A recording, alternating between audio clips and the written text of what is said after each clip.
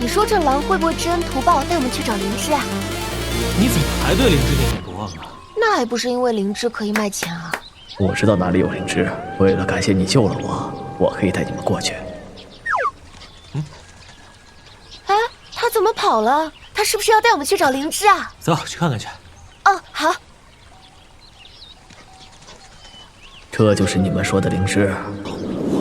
没错，就是这个。这是我的地盘，你们就采吧。不过要说清楚啊，不要打扰我睡觉。行。哥，怪不得我们一直找不到灵芝呢，原来都在有狼的地方。嘘，行了，赶紧采吧，这头狼还得休息，咱们别打扰人家。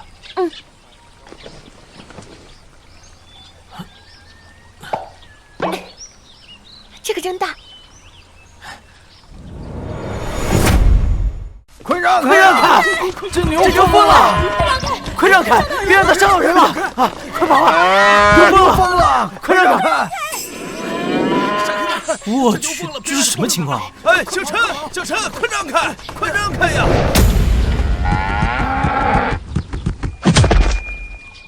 这撞的咋样了？这咋回事？咋还没醒呀？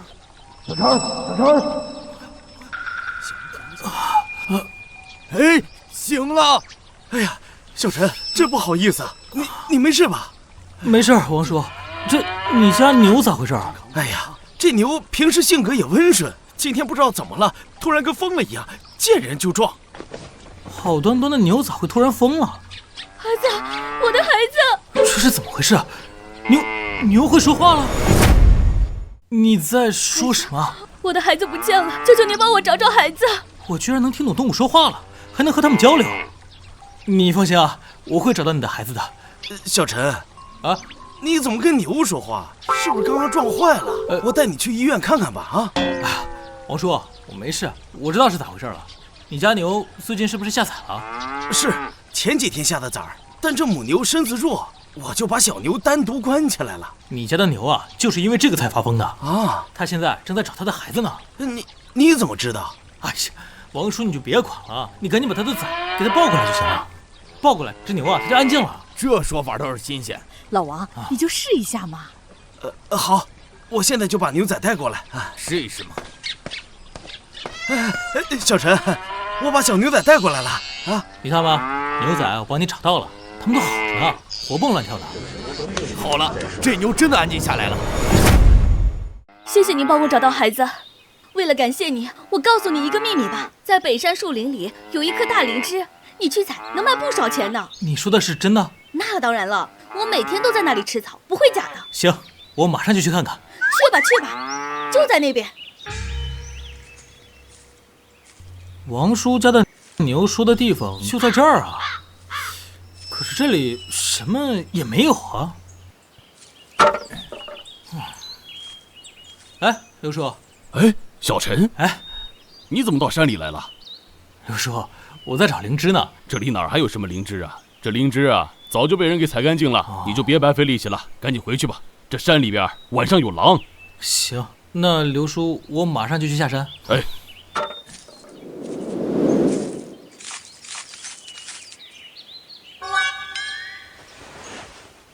哦，这是灵芝。灵芝！哎呦，这么大一颗灵芝啊！这我天天上山砍柴都没看见，还是小陈你啊眼睛尖。我这是运气好，看来王叔家的牛没有骗我，这里真的有灵芝啊！今天正好收灵芝的来了，你赶紧回去卖了吧。这么大一颗灵芝啊，肯定能卖不少钱。行，刘叔，我先去了。哎，走过路过来看看来，便宜买卖。哎。看一看，选一选啊！你们这儿收野生灵芝吗？小兄弟，我们这儿只收上年份的灵芝，起码得30年往上的。老板，你看看我这颗灵芝怎么样？小兄弟啊，普通的可不值钱，我们要的是品相好的稀有货。老板，我这颗品相上等，您上手看看。这紫金边，这云纹，小兄弟，刚才失礼了啊。这灵芝虽然年份不是很久，但是色泽极佳，品相纯正啊，难得的精品。你要卖多少钱？我也是第一次来卖灵芝，老板，你要是诚心喜欢，可以开个价。好东西，不过毕竟年份稍浅，我出3000，这个价格也够厚道了，比预想高很多，但商人总会压价，再探探。哎，别着急啊，价格可以再商量。您说个您的心理价位。老板，我这品相的野生紫灵芝，市面上那是很少见的。你要是喜欢的话，至少得给这个数。8000。这样，我看您也是懂行的，5000如何？5000已经远超预期了，看来以后依靠和动物交流的能力，能赚不少钱了。成交。好。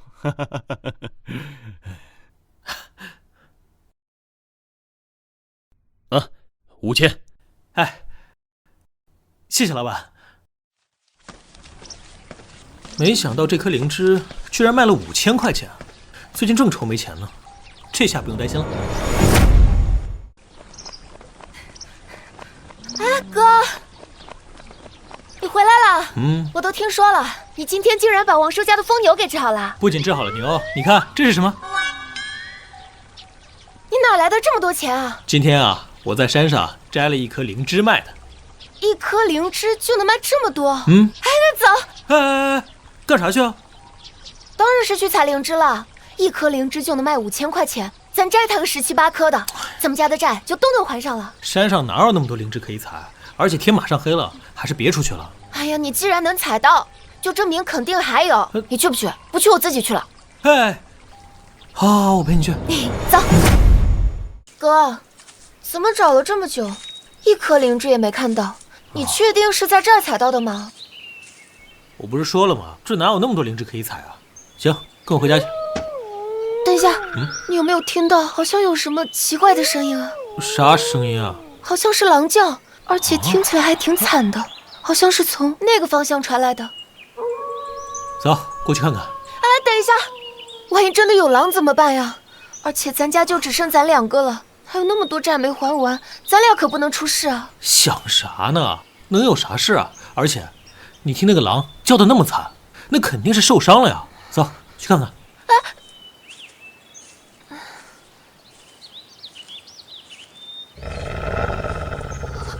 哥，真有狼！走，去看看去。哎，你别去，狼可是烈性动物，万一有危险怎么办呀？没事儿，放心吧。哎，哥。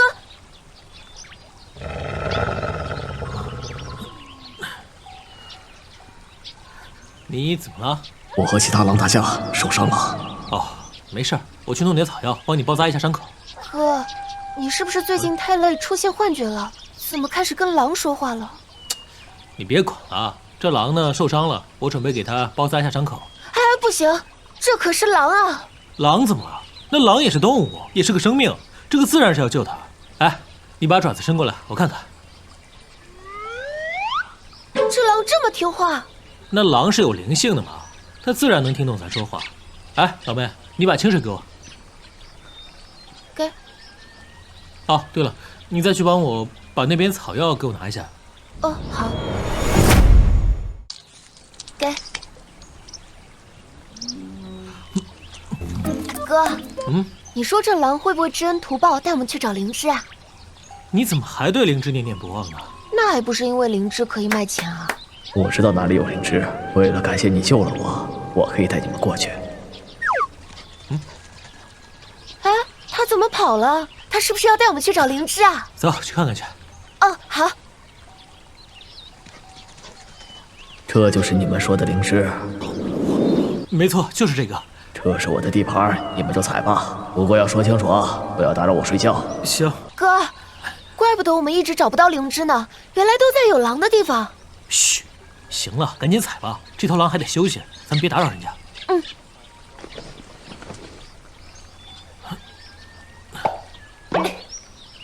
这个真大。哎，莹莹，你自己去卖灵芝能行吗？哥跟你一起去吧。行啊，走吧，哥。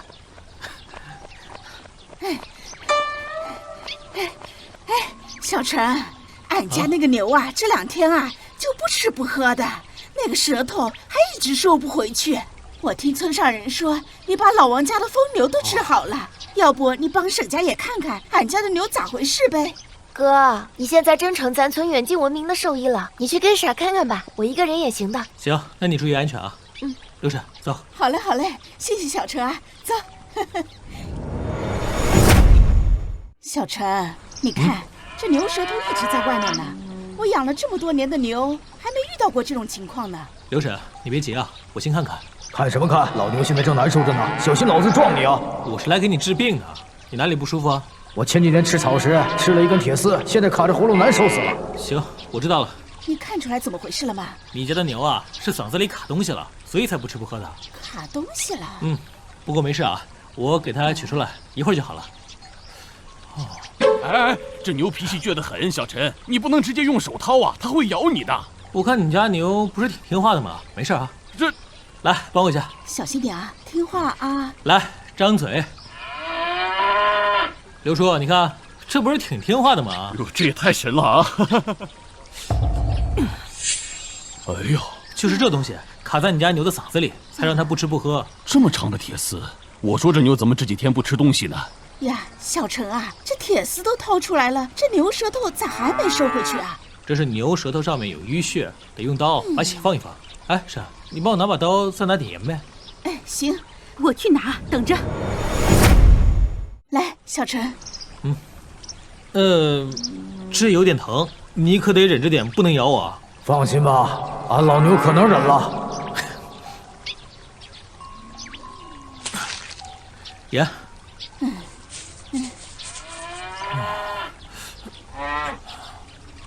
舌头真的收回去了，这也太神奇了！平时这牛倔得很，干活啊干一半就不干了。今天碰到小陈，没想到这么听话。还不是因为你喂的饲料太难吃了，牛以我吃的不高兴，当然就不想干活了。刘叔，该给你家牛换一种饲料了，它不喜欢吃你家的这种，所以呢，它就闹脾气不干活。哦，是这样啊。哎，上次我听说你救了老王家的牛，我还不信，我这次啊，真是心服口服了。刘叔，你过誉了，没啥事我就先走了啊。哎，等等，为了感谢你救了我的命啊，又给我换了饲料，我告诉你一个冬虫夏草的位置吧。在哪儿？就在北坡的一棵小树下，快去吧。行，我知道了，谢谢你啊。哎，小陈啊，你自言自语什么呢？刘叔，以后这种家畜生病你就找我，今天没啥事儿我就先走了啊。啊，多谢了，小陈啊。应该的，应该的。路上慢些。谢谢你，小陈。哥。哎，莹莹，今天灵芝卖完了吗？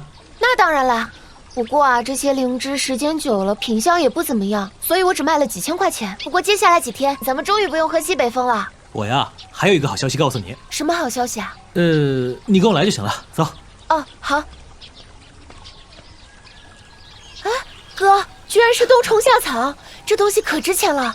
这个是我偶然间看到的，时候也不早了，咱们赶紧把这个冬虫夏草采了回去。好，这些冬虫夏草呀，加起来应该能卖个1万块钱左右了。咱们最近运气真是太好了，总能找到一些值钱的宝贝。瞧把你高兴的。那还不是因为有钱了。行，走吧，咱们回去。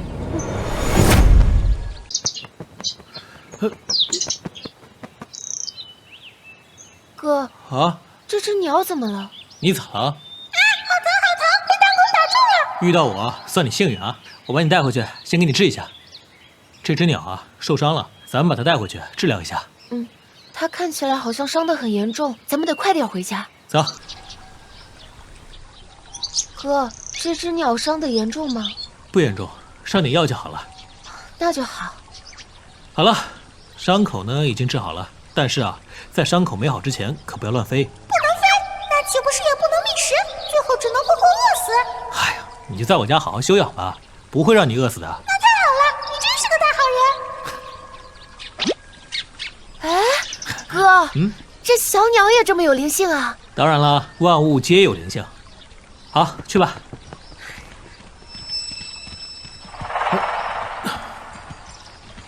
小陈啊，你爹欠我的钱，你是不是该还了呀？小陈啊，我也不想啊，我儿子要结婚，就差3万块钱，我也没有其他办法了，所以才来找你们的。小陈啊，这你也不能怪你富贵叔，他家那小子30好几了，好不容易找个媳妇儿，不能因为这事儿再黄了。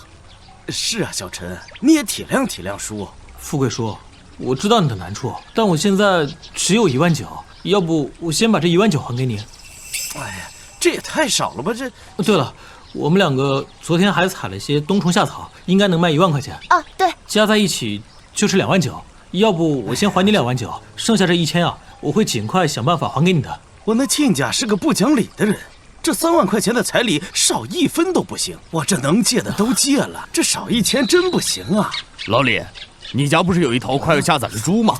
肚子那么大，一定有不少崽儿。到时候把猪崽卖了，不就能把钱凑齐了吗？哎，你就快别提了，那母猪在家难产呢，还猪崽子呢，母猪能死能活都是个事儿啊！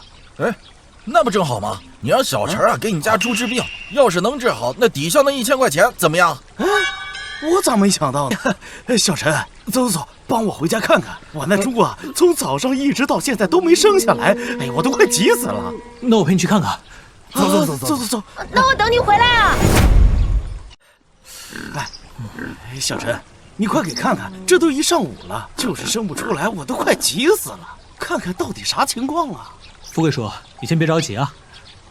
我好难受啊，好想让老姑陪在我身边。富贵叔，你家猪是和谁家配的种啊？跟隔壁老张家猪配的种啊。你问这干啥？那你赶紧把他家猪带过来吧。你说这话我就听不懂。我家的猪难产，找他干嘛？这猪啊，现在需要他的伴侣陪在身边，不然的话，他的情况会更糟的。切，你这话说的，我都快急死了。你怎么还能开这样的玩笑呢？我只听说过人需要陪产的，哪听说过猪还要陪产的，是不是？就是啊，小陈，现在最重要的是给这个猪接生啊。富贵叔，你们就信我的吧，这猪也是有情感的，有伴侣在身边啊，它就能放松下来，这样生产也就更容易了。这样的说法我倒是第一次听说。不过这几天小陈给咱村里治了不少牲畜，他还没有失手的时候。老李啊，你不如就按照他说的办法试试。那我去老张家把猪借过来试试啊！媳妇儿，我来了，媳妇儿，你不要怕。快看！太神奇了啊！我都没赶他，他自己跑进去了。我就说吧，进小陈的不错吧？哎，你们看这个猪啊，现在情况好多了。可不是嘛，刚才还一动不动的，这会儿能自己动了。现在的母猪状态已经好多了，估计一会儿就生了。生了！哟！哇，富贵叔，一共生了6个小猪崽子，这么多小崽子，这下我这1000块钱肯定够了，这彩礼钱啊也算有着落了。小陈啊，真是太谢谢你了，这都是我应该做的，富贵叔。不过现在母猪还很虚弱，你多给母猪补充点营养。哎呦，这个我知道，您放心，这次啊你是帮我大忙了，晚上留下来吃饭啊。不用了，富贵叔，我妹还在家等我呢，我就先回去了。哎，你不是富贵叔家的猪吗？你怎么跟过来了？当然是为了感谢你救了我媳妇儿和孩子。你在这里等着我，不要走。这是我珍藏多年的宝贝，现在给你了。这居然是真的金子，没想到你一头猪还挺有实力的嘛。那可不，没实力怎么娶老婆？既然谢礼已经给你了，那我就继续回去陪老婆孩子了。哎，哥啊，你回来了。富贵叔家的猪怎么样了？生了6个猪崽，这下富贵叔不愁彩礼的事情了。那太好了，富贵叔家的问题是解决了，但咱们家的还没有。咋了？咱们把钱都给富贵叔了，咱们俩现在1分钱都没有，后面都得喝西北风了。别急，我给你看个好东西。金子？这金子从哪来的？富贵叔家的猪啊，为了感谢我救了他老婆孩子，特地送给我的。猪也会报恩啊？那当然了，我们动物都是会知恩图报的，不就是金子吗？我也有。哎，他怎么飞走了？他万一伤还没好怎么办啊？放心吧，他还会回来的。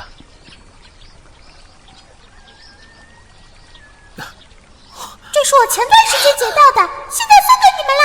哇，这块金子比这块还大。这下不用愁了吧？哥，啊，好像有什么东西在挠门。不知道啊，我去看看。大白，你来这儿干啥？快救救我朋友吧！我的朋友准要把他卖掉。你朋友是谁啊？是经常跟我一起玩的小黄。原来是他呀，他怎么回事？哥，你要去哪儿啊？你不吃饭了吗？大白找我有事，我去看看。那我跟你一起去。行。王叔，你这是要去哪儿呢？我正要去市场把我家狗卖掉呢。好好的卖狗做什么？要是我没记错，这只狗也来你家好几年了。这狗以前是乖巧又听话，今天不知道怎么了，它突然把家里的鸭子咬死了好几只，再不卖，家里的鸭子都会被它咬死的。小陈，你快救救小黄，他是我最好的朋友，不能被卖掉。你放心吧，我不会让王叔卖掉小黄的。王叔，小黄突然转性，肯定有什么原因，不如我帮你看看吧。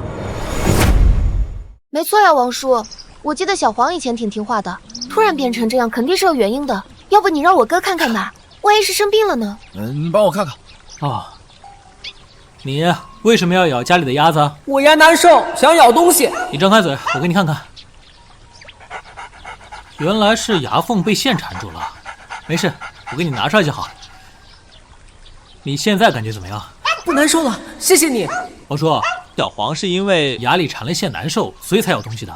我现在已经把线拿出来了，它不会再咬鸭子了。你赶紧把它牵回去吧，这么好的狗卖了可惜了。小陈，你说的是真的吗？它真的不会再咬鸭子了？肯定的。王叔，你要不信我哥说的话，你就把狗送到鸭子面前试一试就知道了。行，那走吧。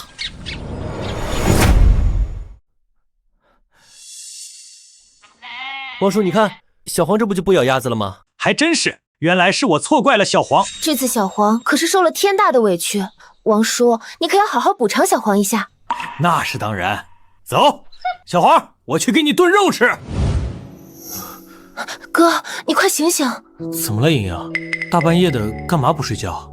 哥，我害怕。你都多大的人了，怎么还害怕自己一个人睡觉呢？不是因为这个，你就没有听见有什么东西在挠咱家门吗？这大晚上的太瘆人了。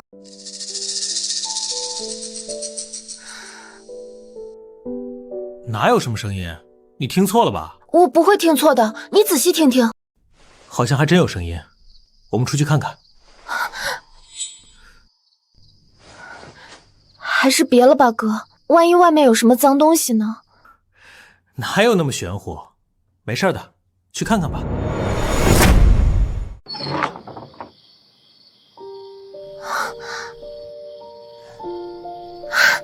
原来是你们呀，真是吓死我了。你们大半夜的来我家门口干什么？当然是为了感谢你救了小黄，给你送好东西来了。听说这东西很值钱，我和小黄连夜去山里挖的，现在送给你了。你们居然还认识人参？那可不，我们是见多识广的狗。既然东西已经送到了，那我和小黄就回去了。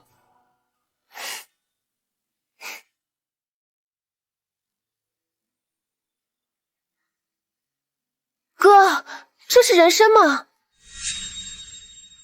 应该没错，它们动物的嗅觉比我们人类敏锐，找来的草药不会有假。那太好了，人参可比灵芝还值钱，而且这颗还这么大，一定能卖个好价钱。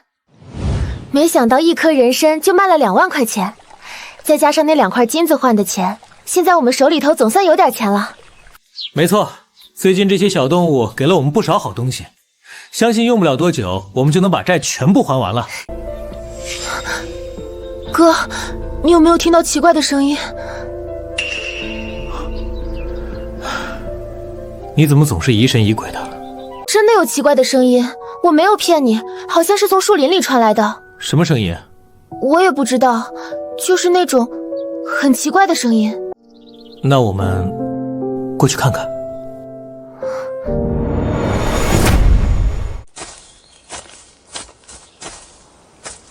哥，声音就是从前面传来的。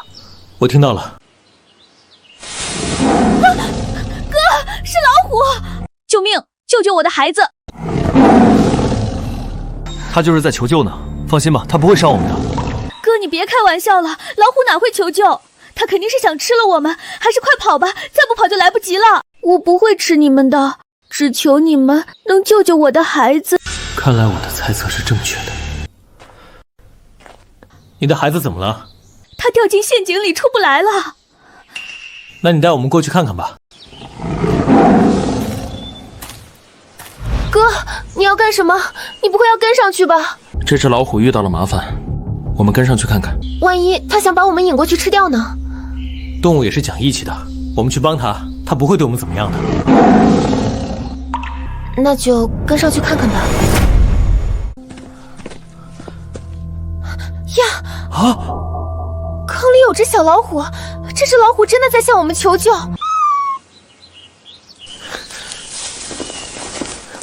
莹莹，你把藤蔓系在树上，我下去把小老虎救上来。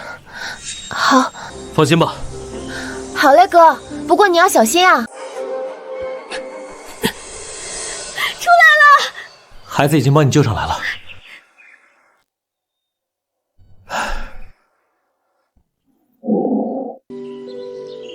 谢谢你。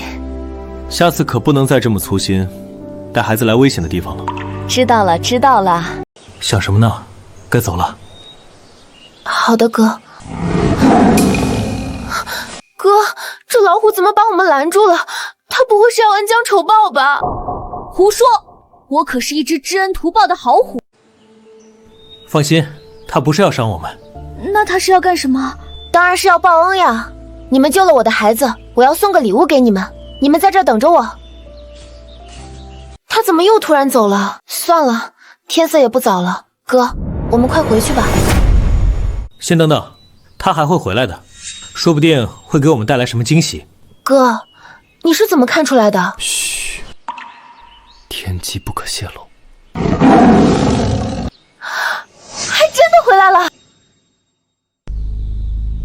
听说这个发光的珠子在你们人类世界可值钱了，为了感谢你救了我的孩子，这个就送给你了。哥，是夜明珠，我学过考古专业，不会看错的，这是颗真的夜明珠。那你能不能看出这颗夜明珠值多少钱？这我倒是不知道，不过我可以请我的老师来看看，他一定能看出来。那你就请你老师过来帮咱估个价，说不定这一颗夜明珠就能让咱把债务还完。好。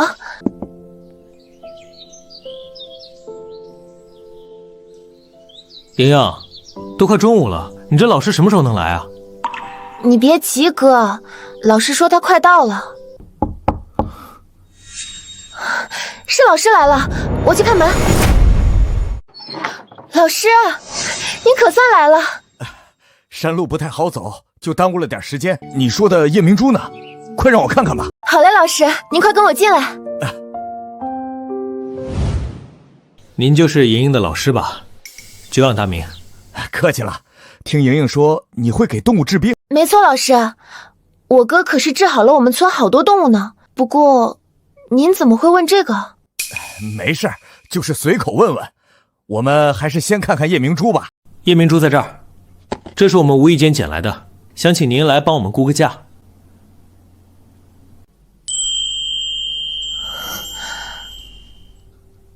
这确实是真的夜明珠，这颗的品质还不错，应该能卖到10万。10万？没错，这颗卖到10万绰绰有余。我最近刚好对夜明珠很感兴趣，可以直接买下你们这颗夜明珠。那真是太好了，真是太谢谢您了，老师。不过我有个忙想请你来帮一下。您尽管说，只要我能做到，一定义不容辞。是这样的，我养的宠物狗最近总是不吃东西，无论给它换什么牌子的狗粮，它都不吃。你能不能帮我看看是怎么回事？如果治好了，我愿意再加1万买下夜明珠。老师，您就放心交给我哥吧，他这小动物可厉害了。那真是太好了，正好我家狗就在车上，麻烦你快来帮我看看吧。没问题，吕老。这就是我家的狗，最近都瘦了许多，去了好多家宠物医院，都没能看出问题，我快心疼死了，快帮我看看吧。老师您别急，我现在就看看。啊，你最近为什么不吃饭呀？我不喜欢我的饭盆，太丑了。原来是这样，您最近是不是给狗换了新饭盆？确实给它换了个新饭盆，不过这和它不吃东西有什么关系？它就是因为不喜欢这个饭盆，所以才不吃东西的。是这样吗？可它是条狗，怎还会挑饭盆？你别看它是一只狗，狗也是有情绪、有自己的审美的。您用了它不喜欢的饭盆，它自然就不想吃东西。没错，老师，我哥他可懂小动物了，你信他的准没错。原来是这样，难怪这么多宠物医院都检查不出问题。我回去就给他换个饭盆。终于能换饭盆了，为了感谢你，我就送你个礼物吧。这个送你了。这个太贵重了，我不能收。您就收下吧。我家狗随我也喜欢古玩，这块玉佩是他自己找到的。现在他既然决定送给你，那你就不要推辞了。那好吧，那就多谢你。没想到最近救的小动物都这么有灵性，给咱们送了这么多好东西，这下咱们也算是有存款了。现在这些钱也够还债了，咱们找个时间把欠的钱都还了吧，总是拖着不还也不是个事儿。好嘞，哥，我听你的。小陈，你快去俺家看看吧。赵叔，你别急，你慢点说，到底发生了什么事？俺家的羊这几天也不吃不喝了，还像发疯了一样撞羊圈，再这样下去，羊非得撞死不可。没事，赵叔，我去帮你看看。你看，现在还在撞呢，头都快要流血了。赵叔，你先别急，让我来看看。看什么看？小心我也撞死你！脾气还挺大，你再撞可就要把自己给撞死了。关你什么事儿？我乐意。你看看你的主人，他因为你都快愁坏了。哼，就是因为他我才撞的，谁让他把我和小美分开了？小美是谁？小美是一只漂亮的鹅，以前住在我隔壁，我能每天看见她，现在看不到了，我能不生气吗？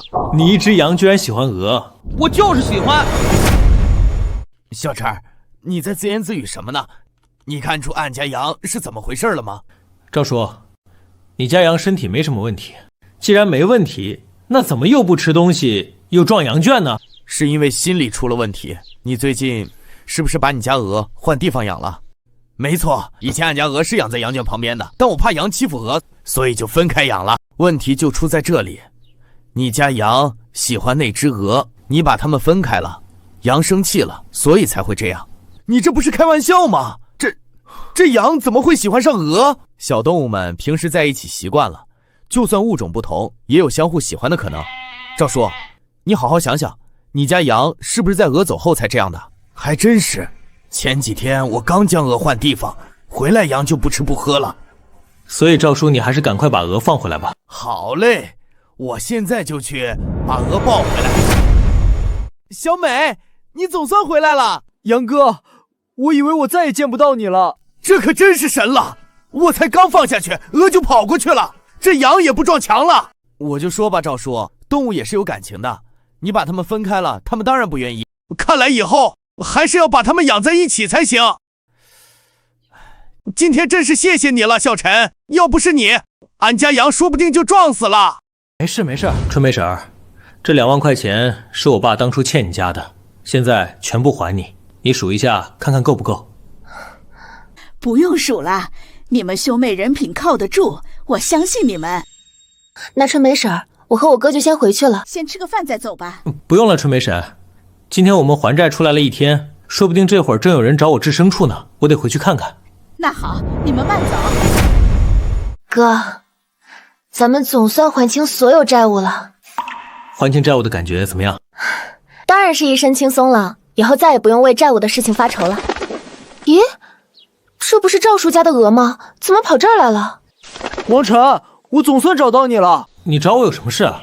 当然是为了感谢你帮我和杨哥团聚啊！快跟我来。哥，赵叔叔家的鹅是不是也要带我们去什么地方？没错，我们快跟上去看看吧。怎么把我们带河边来了？他这是要干什么？先过去看看吧。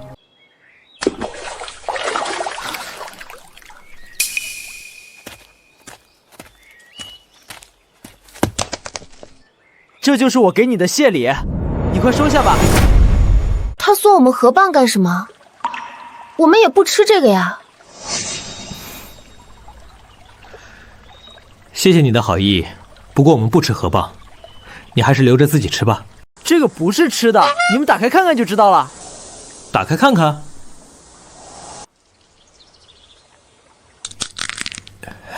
天哪，好大一颗珍珠，还是粉色的，真是太漂亮了。嘿嘿，这才是我送给你的谢礼，怎么样，惊喜吧？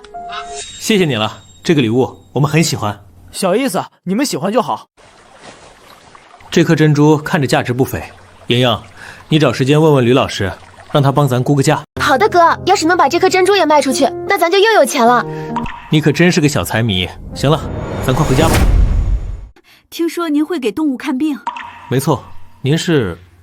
我是你们隔壁村的夏珍。原来是夏婶，您家的狗生了啥病？我家狗不知道怎么回事，突然瘸了。这是我孙女最喜欢的狗，要是治不好，我根本没法向她交代。你能帮我看看吗？夏婶儿，我记得你们村不是有兽医吗？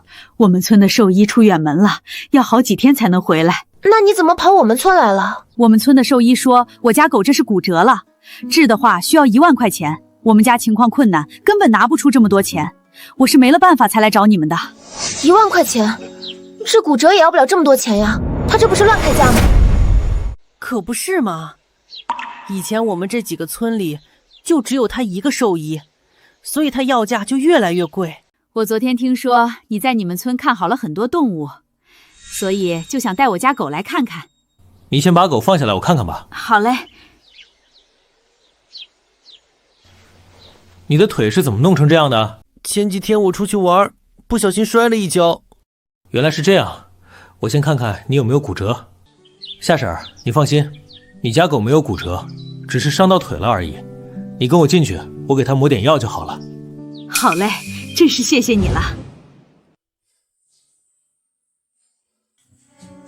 好了，夏婶儿，药已经上好了，你家狗伤得不重，过一会儿就好了。真的吗？我家狗真没骨折，只是小伤而已，没有你想的那么严重。现在还疼吗？已经不疼了。那走2步试试吧。真的好多了。我哥是老实人，绝对不会骗人的，比你们村的那个兽医靠谱多了。真是太谢谢您了，以后我家牲畜再有什么问题，我一定来找您。您太客气了，你家狗这几天也遭了不少罪，回去记得给它补补身子。谢谢你，我现在感觉好多了。不客气。那你可以也救一下我朋友吗？他是一只鹿，最近他的脚断了，伤一直没好。当然可以，他在哪儿？他就在山上。行，那我等会儿上山去看看。哥，你怎么又来山上了？难道又是发现了什么宝贝？当然不是，我只是上山看看有没有需要救治的动物。这怎么可能遇得到？你看，那不就是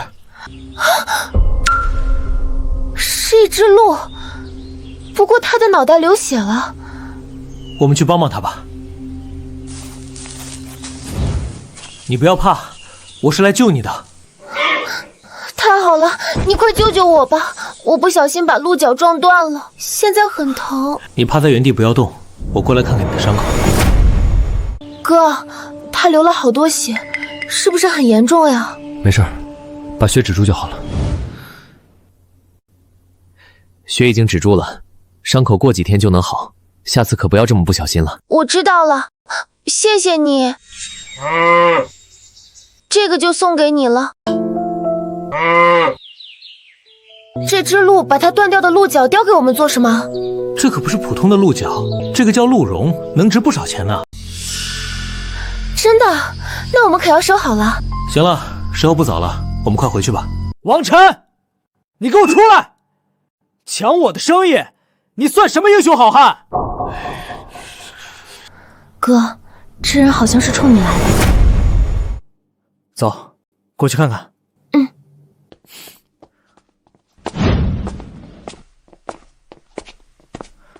我就是王晨，你找我什么事儿？你就是王晨，我告诉你，你不要多管闲事，乱治我们村的牲畜。你是隔壁村的张兽医？没错，就是我。我劝你识趣点，不要插手我们村的事。我们村的牲畜该由我来治。你自己学艺不精，还不让人找别人治牲畜，这算是什么道理？我学艺不精，我在我们村可是当了3年兽医，比你这个毛头小子会得多了。当得再久，也不过是个无良兽医罢了。你这小妮子说话注意点，我这是合理收费。夏婶家的狗腿受伤了，被你说成骨折，还要收1万块钱。1万块，这跟抢有什么区别？就是呀，去年俺家牛生病，带到他那里去治，花了5000都没治好。幸好我们现在有了小陈，不然可要花不少冤枉钱。我告诉你，你们村的牲畜给谁治我不管，但我们村的必须由我来治。每个人都有自主选择就医的权利，哪有你这么霸道的？我就是这么霸道，怎么了？要是让我知道你在插手我们村的事儿，看我不打断你的腿！你现在可是在我们村，还敢这么嚣张？以为我们村的人都是好欺负的吗？就是呀，在我们村还敢这么嚣张，简直不把我们放在眼里。看来我们得给他点颜色瞧瞧。好啊，王晨，我记住你了，你给我等着。哥，我听说赵大勇这人可难缠了，今天这事儿还没完，他恐怕不会善罢甘休。别担心，像他这种黑心的兽医，注定做不长久。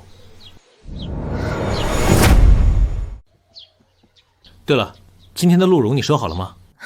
当然收好了，不光是鹿茸，还有赵叔家鹅送的珍珠，我全部都放起来了。那就好，等找到合适的时间，我们再把这些东西卖掉。王晨，你能救救我朋友吗？他突然不能说话了。当然可以，你朋友在哪儿？就在外面，你快跟我来。这只鸟怎么了？前几天还挺安静的，怎么今天突然叽叽喳喳的？难道是又受伤了？它应该是有事要找我们帮忙，我们快跟上去看看吧。哥，你看，这有只松鼠，不过它看着好像很痛苦。先过去看看。你别怕，我是来救你的，你快让我看看你是怎么回事吧。原来是嘴被粘住了。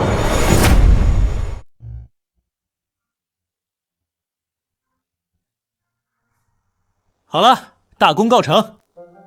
太好了，终于能说话了，快憋死我了！你到底是怎么弄成这样的？刚才我看见地上有块糖，忍不住嘴馋就吃了，没想到吃完就不能说话了。下次可不能乱吃东西了。知道了，谢谢你救了我。你在这儿等着，我要送个好东西给你。这颗是我珍藏的松果，虽然好看，但就是不能吃。现在送给你了。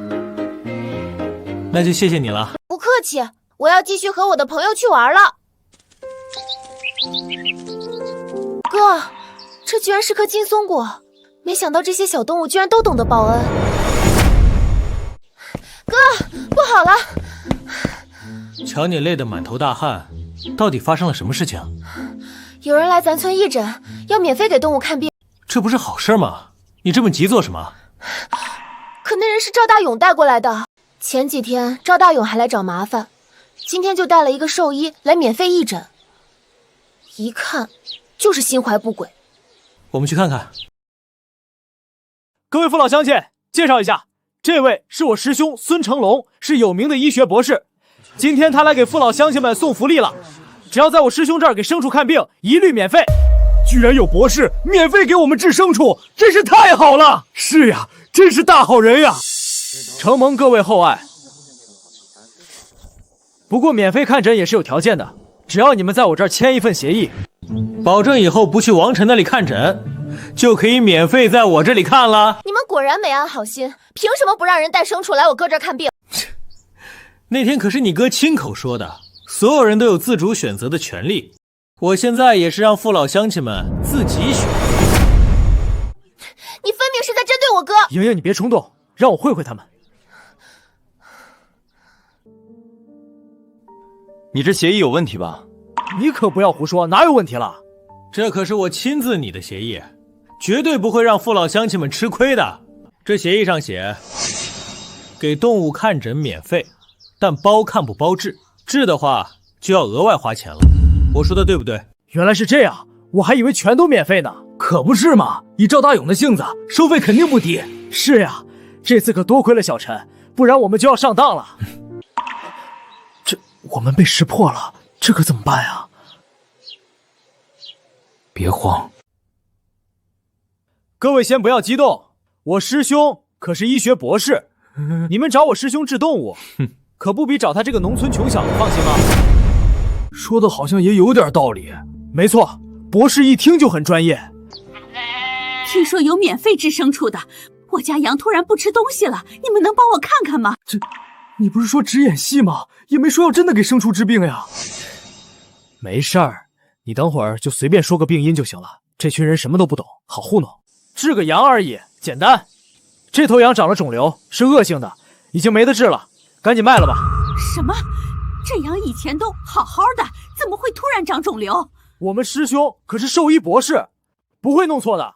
你赶紧把你家羊杀了，或是卖了吧。不要杀我，我只是不小心吃了塑料而已，谁能救救我？看来这个博士只是在糊弄人而已。放心，我会救你的。什么兽医博士？我看是假的吧？你胡说！不就是我师兄抢了你的生意吗？你用得着这么抹黑我师兄吗？是抹黑还是事实？你们心里清楚。你看，这头羊只是不小心吃了塑料，把胃堵住了而已，根本没有长肿瘤。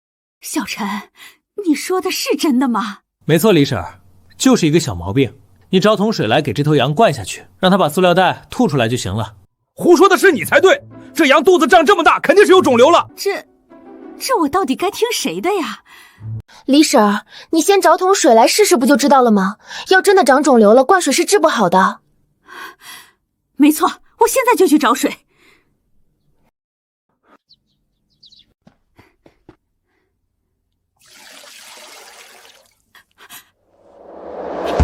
吐了，真的把塑料吐出来了。李婶儿，这下你知道该信谁了吧？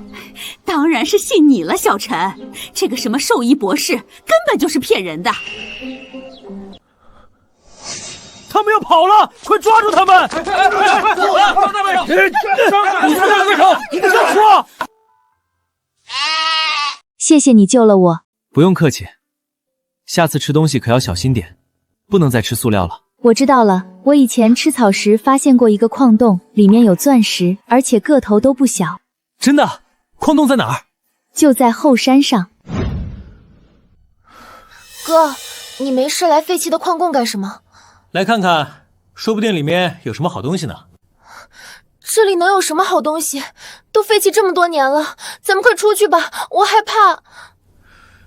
先看看再走。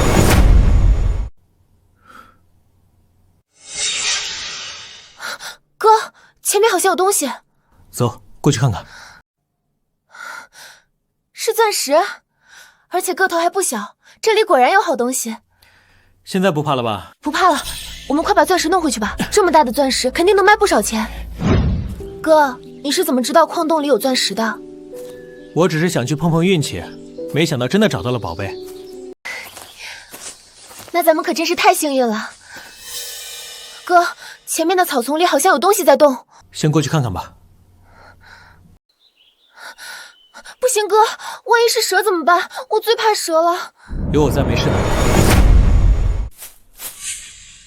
原来是只兔子呀，真是吓死我了。不过这只兔子看着还挺凶的，对着我们龇牙咧嘴。你们不要过来！我告诉你们，我可是会咬人的。你都这样了，怎么还这么凶？都是你们这些坏人，才害我被夹住的。我们可不是坏人，我们是来救你的。真的吗？你不要动，我帮你把捕兽夹打开。好了，已经打开了，不过你腿上还有伤，我再给你上点药吧。幸好我们发现的早，伤口还不算严重，现在已经上过药了，过几天就好了。谢谢你们，原来你们真的是好人。不客气，不过下次可不能来这么危险的地方玩了。我记住了，会感谢你们救了我。我要送你们一个东西，你们快跟我来。这兔子怎么一直回头？它是不是想让我们跟上去？没错，我们跟着一起去看看吧。东西就在我窝里，你们等我一下。他怎么钻进去了？不会想请我们进去做客吧？我们体型这么大，可进不去。等一下就知道了。这是以前捡的，看着还挺好看，你们人类应该用得上，就送给你们了。那就多谢你了。不客气，我已经1天没睡了，我要回去睡觉了。这瓷碗看着很特殊，花纹也非常精美。莹莹，你能看出这是什么碗吗？这是青花瓷，而且保存得非常完整，这种品质应该有极高的收藏价值。不过我还要发给我老师看过才知道。好，那你就麻烦吕老师帮咱们看看。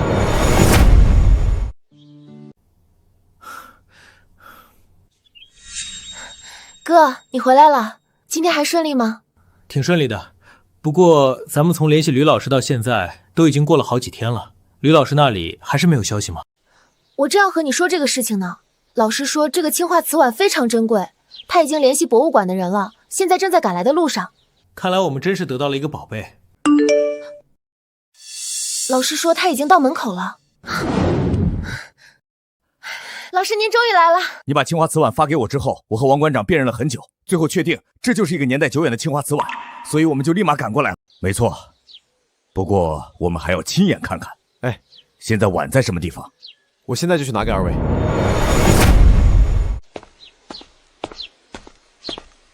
这就是青花瓷碗，麻烦二位帮忙看一看。这确实是真品，而且能保存得如此完好，实在难得。是呀，我也很久没有见到这么完美的青花瓷了。既然已经确定是真品，那么能劳烦二位帮忙估个价吗？以这个碗的品质，至少值25万，正好我们博物馆缺少这样的展品。我打算用30万的价格买下这个青花瓷碗，你看这个价格你能不能接受？当然能。既然这样，这个青花瓷碗我就带走了。好久没有吃到这么丰盛的饭菜了，真是多亏了那只小兔子，没想到它竟然送给我们这么贵重的瓷碗。小动物们心思单纯，我们救了它们，它们自然会想着报恩。哥，那你再多救这些小动物，咱是不是就能发财了？胡思乱想什么呢？好好吃饭吧。知道了。哥，门外是不是有谁在敲门？但这声音又不太像敲门声，断断续续的，听着还有点瘆人。出去看看不就知道了？不行，哥，万一外面有危险怎么办？不要胡思乱想，不会有危险的。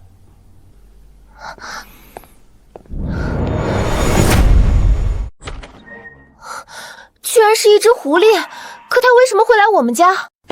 你怎么了？来这里做什么？我尾巴受伤了，听说这里有人会给动物看病，所以我就过来了。那你算是找对人了，快进来吧。大半夜的，怎么有只狐狸找上门了？难道它也受伤了吗？没错。可它看着也不像是受伤的样子呀。伤口在这里。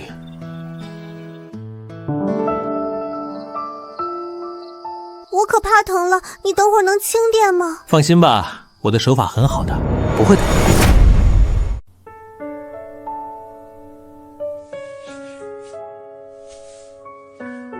好了，大功告成，伤口没好之前不能乱跑，所以你先在我这歇一晚吧。谢谢你。原来是你啊，怎么大早上跑我房间里来了？难道是伤口又裂开了？当然不是，伤口已经快愈合了。那你这是做什么？为了感谢你救了我，我带你去一个地方吧，那里有我藏的宝贝。那我可要去看看了。你快点跟上吧。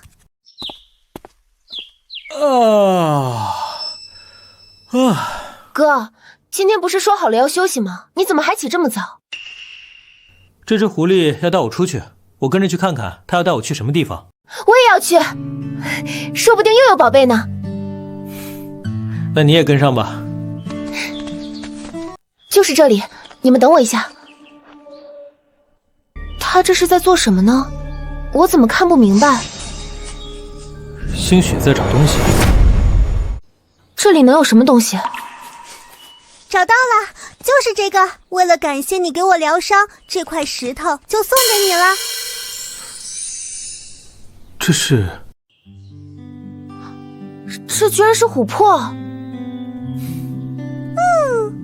这东西形成的周期可长了，而且这块琥珀看着晶莹剔透的，一看就很值钱。既然这样，就先拿回去收起来吧。等以后找个时间，把前段时间得到的那些东西都一起卖掉。好。小陈，这一大早的你去哪儿？我在这等了半天也没见到你人。我有点事出去了一趟。赵叔，你找我有什么事吗？我家牧羊犬腿伤了，现在还在流血，你快去帮我看看吧。赵叔，你别急，走，莹莹，咱们去看看啥情况。牧羊犬就在那里呢，现在夹子还在它腿上。赵叔，你帮我拿点碘伏和棉签，我过去看看。小陈，你可千万别轻易过去，我家牧羊犬受伤之后脾气也变得暴躁了，根本不让人碰，要不还是打麻醉针给它弄晕了再过去吧。赵叔，动物和小孩子一样，都怕打针。那我们该怎么办呀？他现在也不让碰，难道要让这条腿废掉？交给我吧，赵叔，我去安抚一下就好了。哥，你可要小心点，牧羊犬的牙可厉害了。放心吧。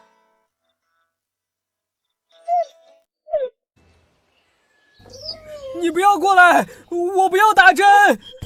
我不会给你打针的，我是来帮你，我是帮你取下捕兽夹的。可是我的腿一碰就很疼，要是不取下来会更疼，你先忍一忍好吗？那好吧。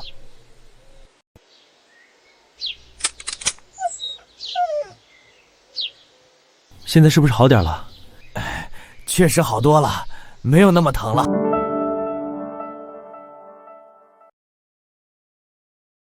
你的腿伤的有点严重，我还要给你上药，这样才会好得更快。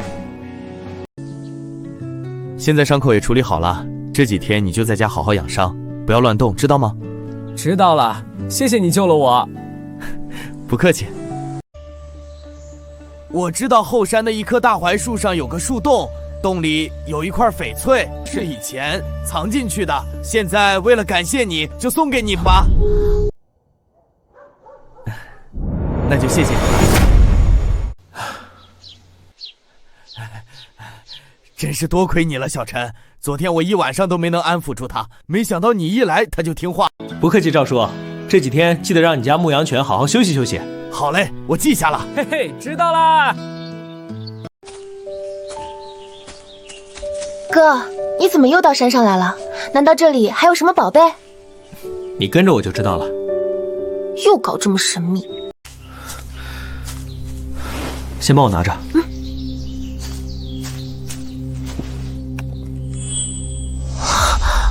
这里居然有块翡翠！莹莹，你看看这块翡翠是真的吗？当然是真的，而且这块翡翠的品质还非常不错，一看就能值不少钱呢。哥，你怎么每次都能找到好东西？自然是因为你哥我运气好。行了，你快把翡翠收好，我们该回去了。好嘞。这段时间咱们得到了不少宝物，找个时间把这些都卖了吧。好呀，不过现在债务也已经还清了，哥，你有想好要用这笔钱来干什么吗？开个兽医站吧，咱村的动物也不少，开个兽医站就可以治更多的动物了。这倒是个不错的主意。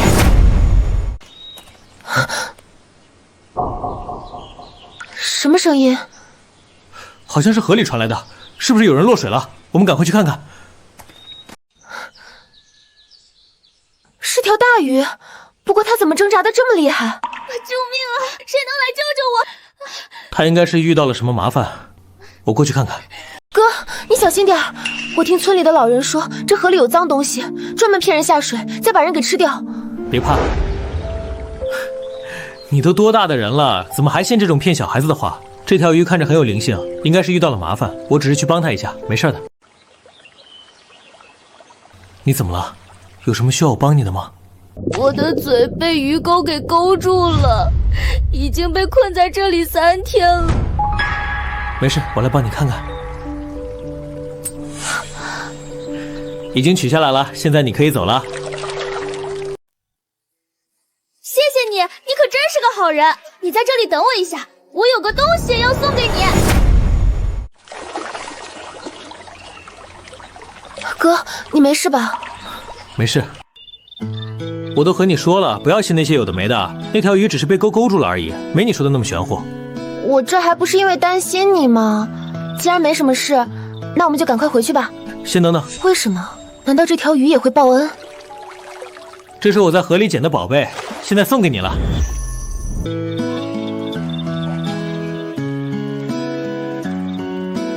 是一面青铜镜，这条鱼真的会报恩？有什么可大惊小怪的？我们动物可都是会知恩图报的。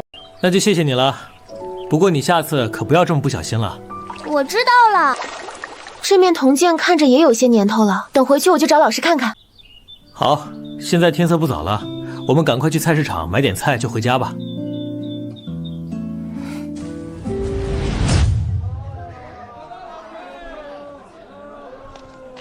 老板，你这青椒多少钱一斤？王叔，你也来买菜啊？原来是小陈啊，真是巧了。我今天来买了只鸽子，回去炖鸽子汤。救命啊！我不想被炖汤，求求你救救我！这鸽子居然在向我求救，既然遇到这种理论，我就救你。王叔，这鸽子的眼睛怎么看着有点问题？就是因为眼睛有问题，所以卖鸽子的小贩半价卖给我的。我想着这鸽子只是伤了眼睛，也还能炖汤，就买回来了。鸽子伤了眼睛，也有可能是病毒感染，要是人吃了，指不定会生病。就是呀，王叔，前段时间李婶家的鸡也是眼睛有问题，李婶当时没在意就吃了，结果当晚就发了高烧。哎呀，这么一说我也想起来，确实有这回事。我不该贪小便宜的，我现在就去找卖鸽子的小贩理论。王叔，你也别去，我们刚从那个方向过来，没有看到卖鸽子的小贩，应该是做了亏心事跑掉了。这可怎么办呀？这鸽子我可是花了好几十买的，现在这些钱不是白花了吗？王叔，要不这样吧，我正好想试试新买的输药效果怎么样，我把你这只鸽子买了，拿回去做实验怎么样？这你不就吃亏了吗？没事的，王叔，我是正好需要，不算吃亏的。那好吧，那这鸽子就给你了。要不是你提醒我，我还真没想到这鸽子会有问题。现在你的小命保住了，还剩眼睛上的伤，跟我回去，我给你治眼睛吧。我终于得救了，谢谢你。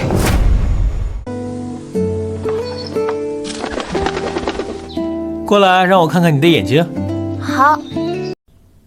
只是普通的感染，没什么大问题，涂点消炎的药就好了。哥，咱们好像没有买新的兽药，你为什么跟王叔说要拿鸽子试药？王叔是个实在人，我要是不这么说，他肯定不会让我吃亏把鸽子卖给我的。那你买下这只鸽子干什么？难道要治好之后拿来煲汤？我不要被煲汤！你看你都吓到他了，你放心吧，我不会拿你煲汤的。我治好你的眼睛之后，就会把你放走。真的吗？你不会是在骗我吧？没有骗你，你快过来，我给你治眼睛。这眼睛再不治，就有失明的风险。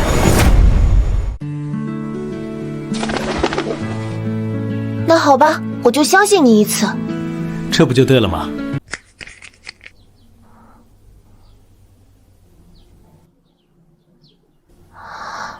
药已经上好了，后面还要再上几天药，所以这几天你就安心留在我这里吧。我的眼睛好多了，真是谢谢你。不客气。我被抓之前在树林里藏了一个好东西，为了感谢你，我现在就去找来给你，你在这儿等着我。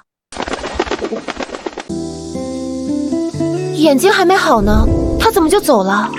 说不定是给咱们找好东西去了。真的吗？先等着吧，过一会儿他就回来了。哥，他真的回来了，嘴里叼的好像还有东西。这就是我找到的好东西，现在送给你了。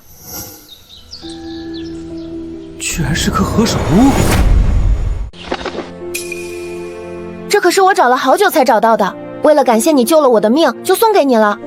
那可真是谢谢你了。你眼睛上的伤还没好，快去休息吧。好的。哥，你还真说对了，他真的给我们找来了好东西，还是颗何首乌。这颗看着像是生长了几十年的何首乌，药用价值很高，一定能卖个好价钱。那可真是太好了，我算了算，以咱们现在的存款，足够在村子里买几间房子开兽医站了。咱村口不就有几间闲置的房屋吗？我听说是李婶的亲戚家的，咱可以让李婶去帮忙问问。这也行，李婶儿，我们这次来是有件事想要麻烦你。乡里乡亲的，这么客气做什么？你们有什么事儿尽管提，李婶我能帮得到的，一定会帮你们的。是这样的，李婶儿，我哥想在咱村子里建一个兽医站。这可太好了，这样的话，咱村的牲畜可就有福了。我哥看中了村头那几间闲置的房屋，想要用来改成兽医站。听说那间房屋是你家亲戚的，所以我哥就想麻烦你问问你家亲戚那几间房屋卖不卖。没错，李婶，那几间房子也闲置好几年了，一直没人住也可惜，所以劳烦你帮我们问问吧。这可真是巧了，前段时间我那个亲戚还说想卖呢。既然你们想要，我就去帮你们问问。那真是多谢你了，李婶。这事儿交给我，你们就放心吧。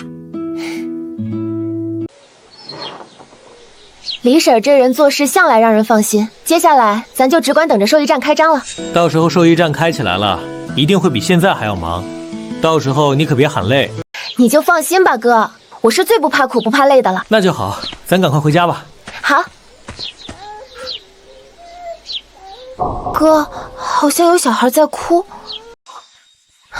好像是隔壁马婶家传来的，我们去看看。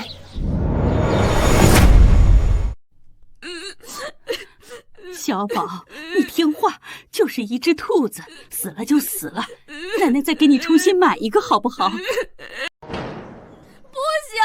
我就要这只兔子，我不要我的兔子死。哎呦，我的乖乖呀，这兔子都吐血了，就算是神仙来了也救不了呀。马婶，这是怎么了？小宝怎么哭得这么厉害？小陈和莹莹来了呀，真是让你们见笑了。这不是小宝的兔子快不行了吗？小宝这会儿正哭闹呢。小宝哭得这么凶，肯定是很舍不得这个兔子。不如你让我哥看看吧，说不定能救回呢。不说我都忘了。小陈，你快来帮我看看这兔子还有没有救吧。好的，马婶，交给我吧。小宝，你把你的兔子给我看看好不好？好。这兔子嘴怎么流血了？难道受了内伤？看什么看？兔爷我好着呢，怎么都造谣我快要死了？你没事，那你的嘴怎么流血了？还不是因为太久没磨牙，现在牙太长，不小心咬到嘴了。原来是这样。小陈，这兔子还有救吗？马婶，你家兔子健康着呢，一点事儿也没有。真的？既然没有事，那它的嘴为什么会流血？它只是因为牙长太长了，不小心咬到嘴了而已。我帮它磨磨牙就好了。这么简单就可以？那是当然了。马婶，你不用和我哥客气，他最喜欢救小动物了。没错，马婶，我现在就给你家兔子磨牙。我的牙可算是舒服多了，真是谢谢你了。不客气。马婶，现在兔子已经好了，以后你们可以多喂它一些胡萝卜什么的，让它多磨磨牙。好嘞，我知道了，真是谢谢你了，小陈。没事的，马婶，没什么事，我们就先走了。好的，你们慢走。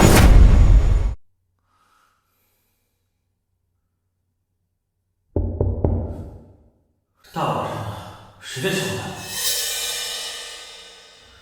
算了，还是出去看看吧，万一有什么急事。门口也没有人呀，那刚才是哪里来的敲门声？当然是我敲的。原来是你啊！我说怎么没有看到人？你来找我是有什么事吗？当然有事了。作为一只知恩图报的兔子，我是来给你送谢礼的。你要送什么给我？你把手伸出来就知道了。就是这个。这个戒指看着还挺精致的，那就谢谢你了。不客气，既然东西已经送给你了，那我就回去睡觉了。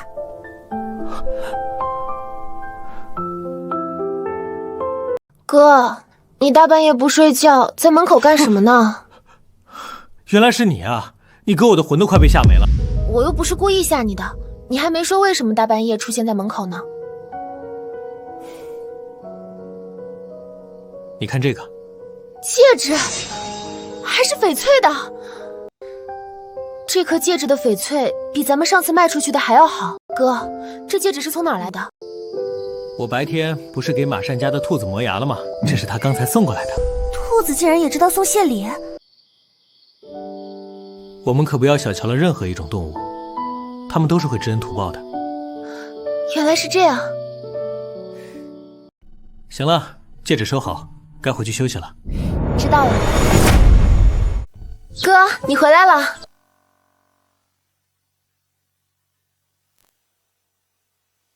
李婶说今天带她家亲戚过来，要把那几间房子卖给我们。她今天来过了吗？还没来呢，不过我已经把钱准备好了，只要他们一来，我们就能把钱给他们。那就好。小陈，李婶真是对不起你啊！你说你对李婶这么好，李婶还这么对你，怎么了，李婶？你慢点说。上次我们都说好了，那几间房子25万卖给你。今天我本来想带我家亲戚过来跟你签合同，但谁知道他又反悔了。怎么会这样？李婶，你知道具体是因为什么吗？李婶，你怎么不说话了？这到底是怎么回事？我实话和你们说吧，我那亲戚和隔壁村的赵大勇是好兄弟。赵大勇听说你们要买那几间房子，就不让我家亲戚卖了。又是赵大勇，这可怎么办呀，哥？这样的话就只能重新找地方了。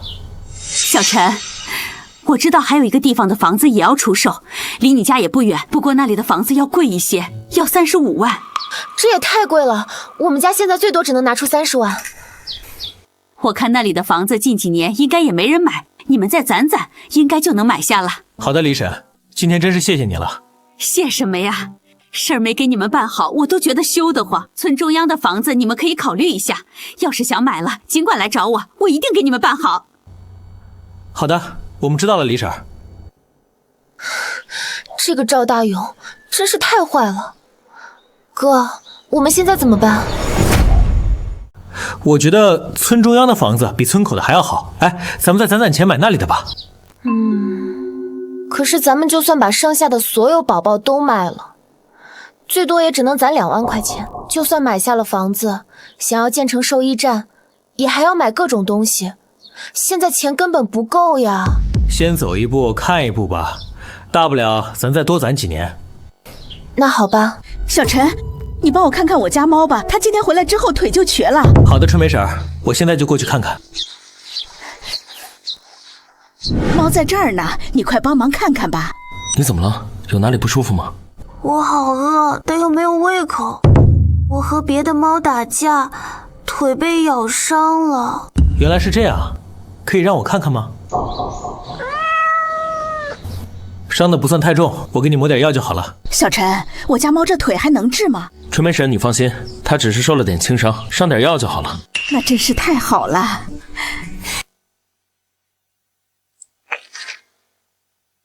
有点疼，你忍着点。我可是连打架都不怕的猫，怎么可能会怕这点疼？好疼呀！你不是最勇敢的猫了吗？这点疼你可要忍住呀。废话，我当然会忍住的。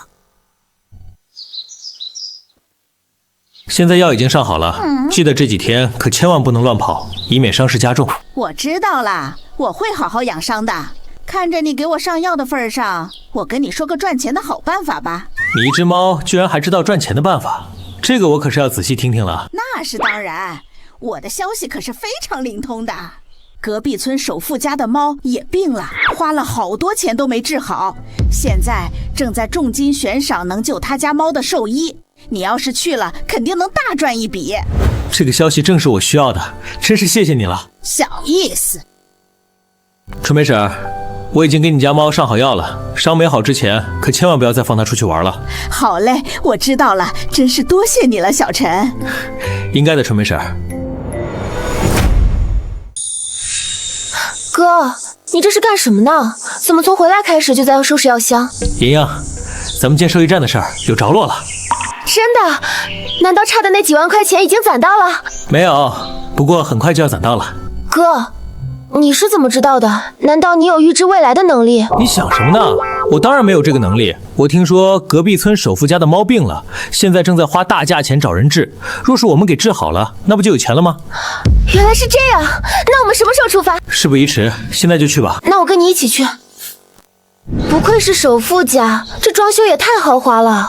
行了，别欣赏了，赶快去敲门吧。知道了。我家猫从前几天开始就一直不吃不喝，去了好几家宠物医院，做了各种检查，都看不出来毛病。再这么下去，我家猫怕是要饿死。银海哥，你别担心，等会儿我来看看。王晨，我不是跟你说了不要插手我们村的事情吗？你居然还敢过来！你上次不也去我们村捣乱了吗？难道你能去我们村，我们就不能来你们村了？你们，银海哥，你可不能把你家的猫给他治，他什么都不懂。你怎么就知道我哥什么都不懂？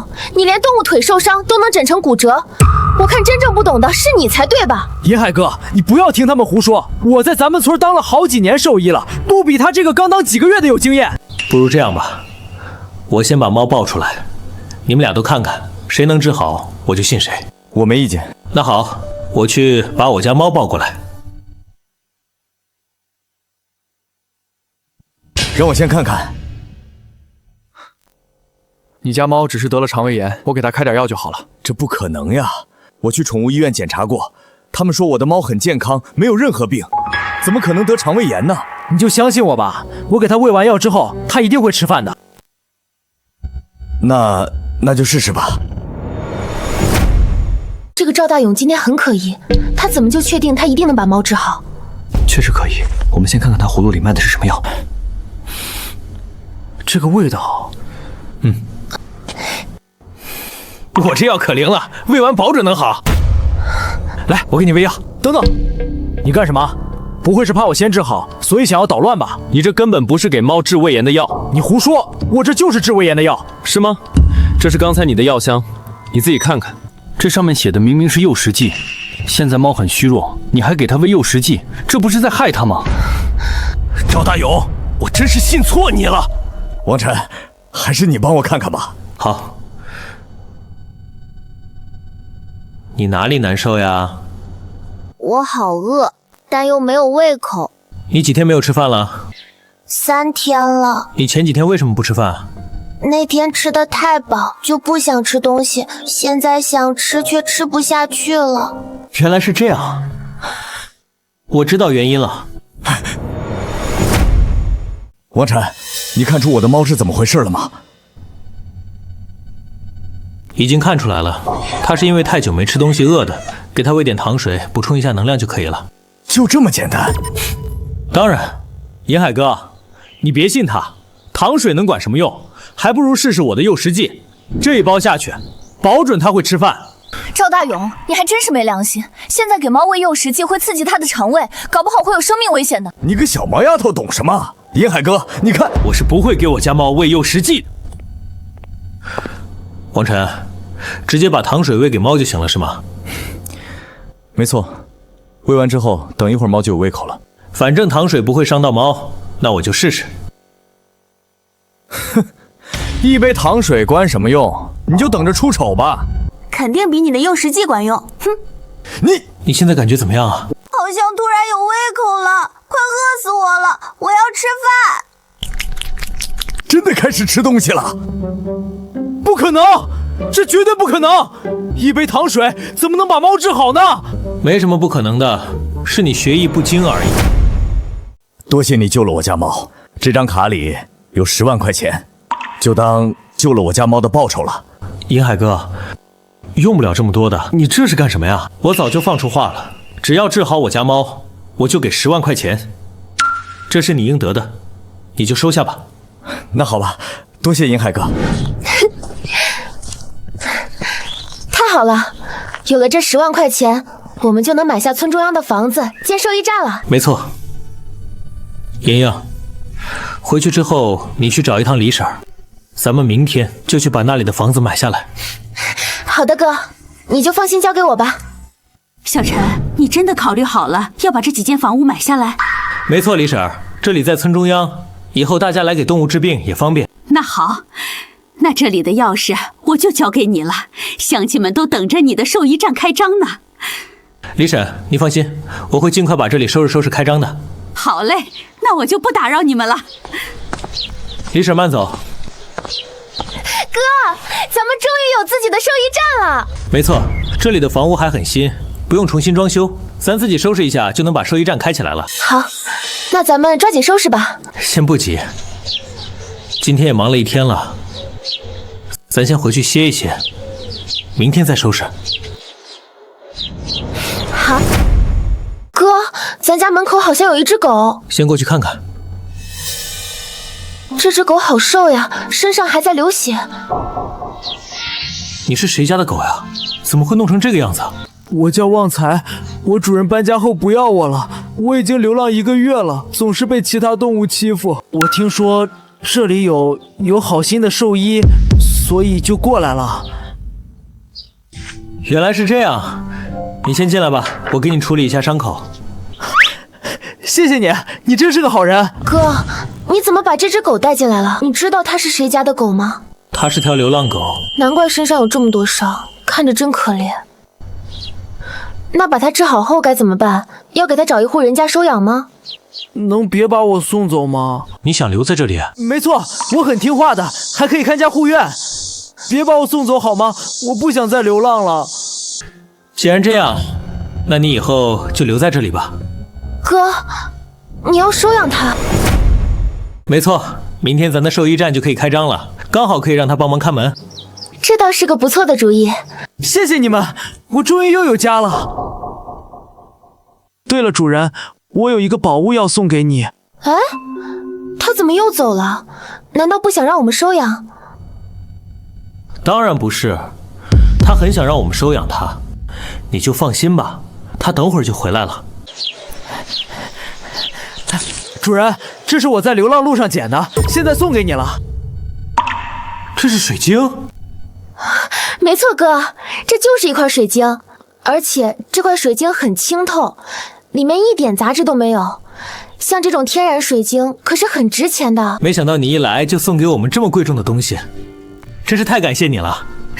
只要这东西对主人来说有用就行了。这个对我们来说可是有大用处。你先在院子里好好休息，今天晚上我给你炖肉吃。感谢这段时间父老乡亲们的支持。今天王晨兽医站正式开业，凡是今天在我们兽医站给动物治病的，一律打8折。太好了，正好我家羊生病了，等会儿我就带过来看一看。谢谢谢谢，感谢。来瞧一瞧，看一看啦！我们大勇兽医站今天免费发放兽药。赵大勇，我们兽医站刚开张你就来捣乱是吧？哼，什么叫捣乱？我现在站着的这块地可不是你们的地盘，我在这儿给乡亲们免费送药品，也碍不着你们什么事儿。各位父老乡亲，咱们家里的牲畜难免会生病，我这儿有不少治牲畜感冒发烧的药，现在免费送给各位，就当是给各位父老乡亲们送福利了。这真的是免费的？你不会像上次那样又让我们签什么合同吧？就是，上次都差点被骗了，这次突然变得这么好心，一定有蹊跷。上次的事情我已经知道错了，现在我已经改过自新了，这次绝对没有任何套路，也不用签合同，大家只管免费领就行。这样的话，我可就要领1盒了。我也领1盒，我也要1盒。赵大勇什么时候变得这么大方了？不管怎么样，他肯定没安好心。现在咱们兽医站的人全部都被他吸引过去了。大家不要急，不要急，每个人都有。先看看他葫芦里卖的是什么药。王晨，我告诉你一个秘密，赵大勇这些药都是过期的。你怎么知道的？我昨天在他屋里看到的。好的，我知道了。谢谢你告诉我这件事。哥，你快想想办法吧！越来越多的村民到赵大勇那里去了，咱这里都快没人了。我们也过去看看。哎呀，你过来干什么？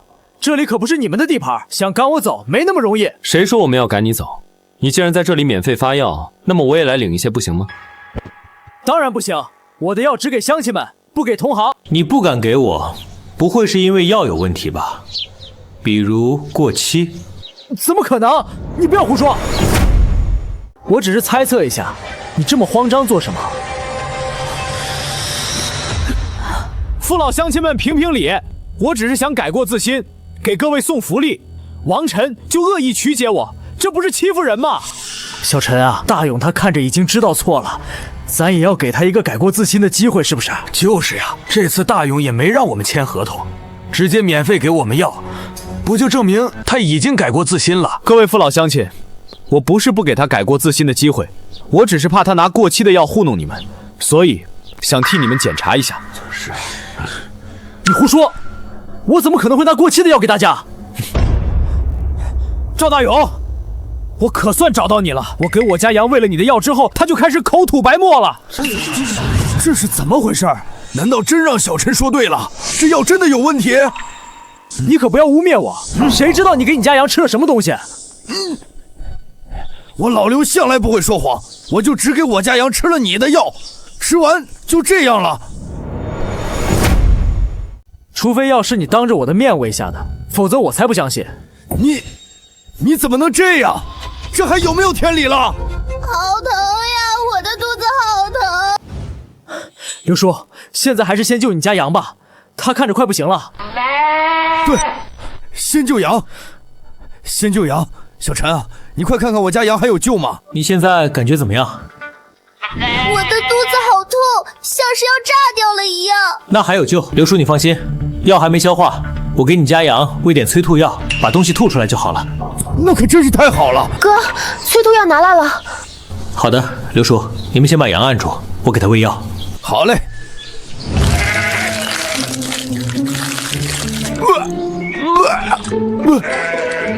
吐了，真的吐出来了。你现在感觉怎么样？好多了，肚子也不痛了。好了，没事了。刘叔，现在羊已经把药吐出来了，不过为了以防万一，还要先把羊放在我们兽医站观察一天。好，这个我没意见。对了，赵大勇给我的药我也带过来了，小陈，你帮我看看有没有问题。好的，刘叔。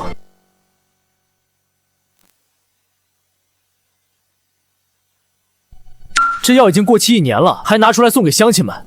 赵大勇，你这不是在害大家吗？你少污蔑我了！你还嘴硬？难道生产日期能作假吗？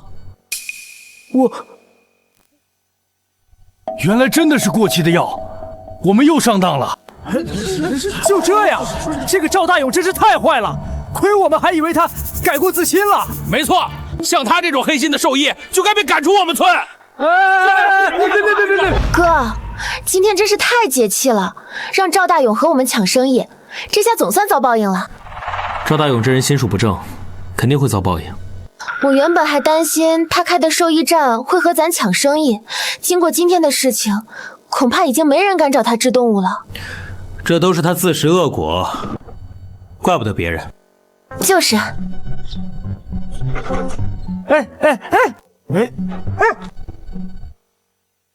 主人，今天你救的那只羊要找你。他找我，那我过去看看吧。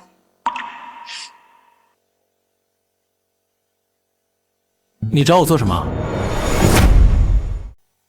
今天谢谢你救了我，我知道有一个地方埋着一块黄金，我可以带你过去。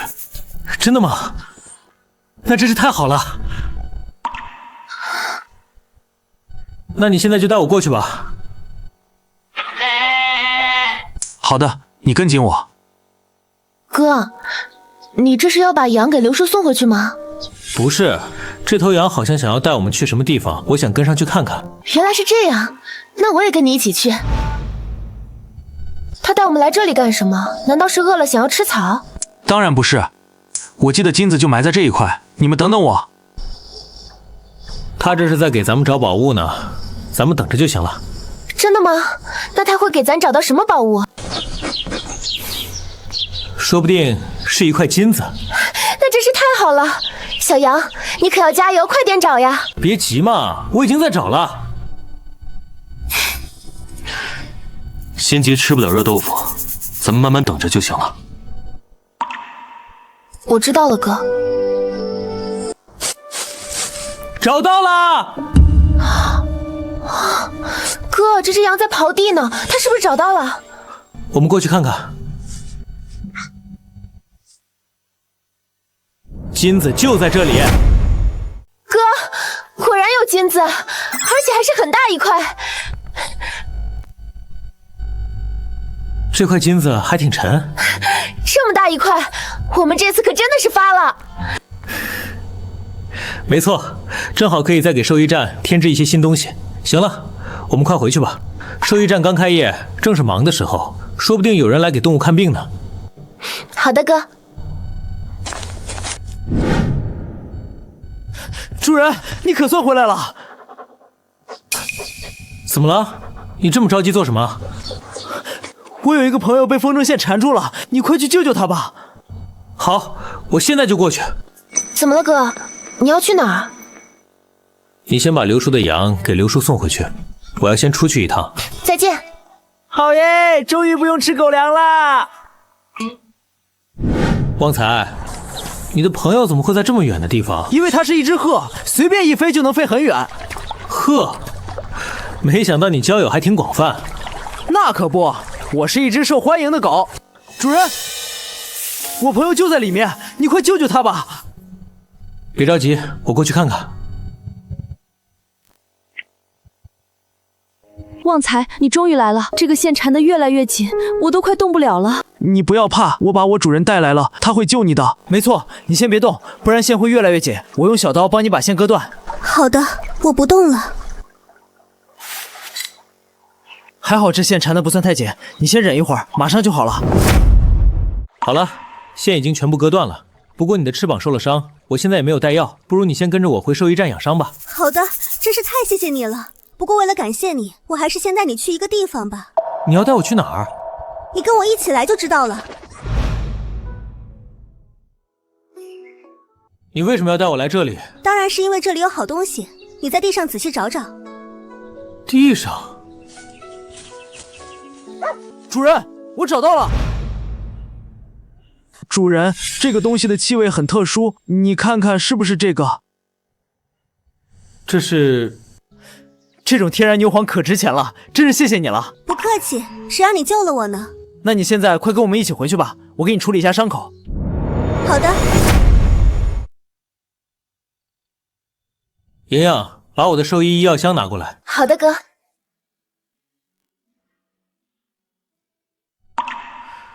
刘叔家的羊你送回去了吗？早就送回去了。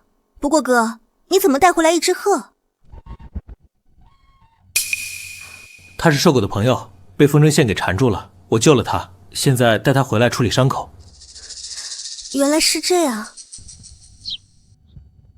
对了，这个你收好。这是什么？怎么有股奇怪的味道？该不会是牛粪吧？哥，你怎么还有这种爱好？这个是牛黄，而且还是天然牛黄。这个很值钱吗？那当然，这一小块就能卖几万块钱。真的？那我可要收好了。现在不嫌弃了？不嫌弃了，谁会跟钱过不去呢？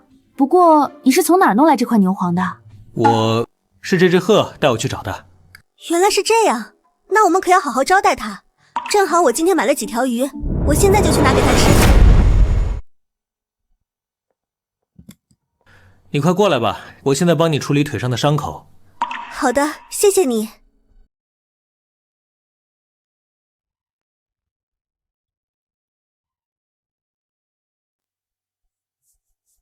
哟，小陈，你这兽医站刚开业就有这么多动物了，居然还要鹤来找你治病。原来是马婶啊，你怎么有空来了？我不是听说你这兽医站开张了吗？正好我家鸡不知道怎么回事，整夜打鸣，吵得我们都睡不着，所以想找你过去看看。好的，婶子，我现在就跟你一起过去看看。哥，你又要出门吗？没错，我去帮马婶看一下他家的鸡。这只鹤暂时先在我们兽医站养伤，你照顾好它。好的，哥，你就放心去吧，交给我就行了。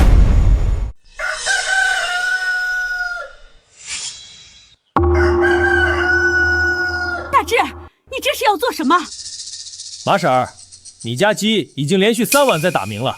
今天说什么我也要把这只鸡给宰了，大不了我赔你点钱。不行啊，大志，这只鸡我养了好几年，都有感情了。马婶儿，你不用拦我，今天说什么我都要把这只鸡给宰了。大志，你先不要激动，这只鸡一直叫肯定是有原因的，我帮马婶看看。万一治不好怎么办？就让它一直吵我们吗？要是小陈也治不好，那我就把这只鸡宰了。马婶，你可要说话算话，如果到时候你狠不下心，我就帮你宰了它。好，小陈，这只鸡的命就交给你了，你可一定要好好治呀。好。